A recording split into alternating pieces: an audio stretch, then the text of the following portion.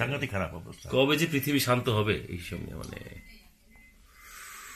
উলট পালট হয়ে যেতেছে সব। হবে, আমি দেখবো না।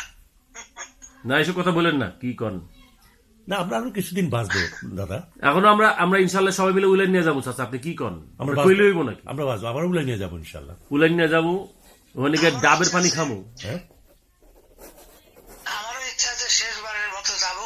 জি ইনশাল্লাহ যাবো। ইনশাল্লাহ। ওই ঢাকায় গিয়ে হেলিকপ্টার নিয়ে যাব। জি জি, ওই হেলিকপ্টার নিয়ে তো ইয়েস, দাদারে নিয়ে গেছিলাম তো ওরা। তাই না? হ্যাঁ, তনু গেছিল, তনু ভাই গেছিল?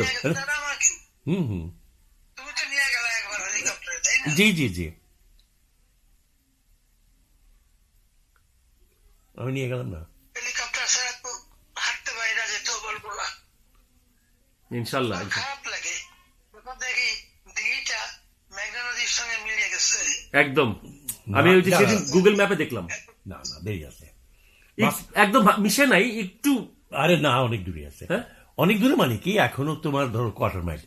আপনার চর পড়ছে তো, চরের উপর দিয়ে ইয়ে করছে, বাদ দিচ্ছে। তারপরে হচ্ছে আপনার খালটা ছিল, খালটা তার নাই অবশ্য। তারপরে স্কুলের মাঠটা আছে, মাঠটার পরে হচ্ছে আমাদের দিঘি।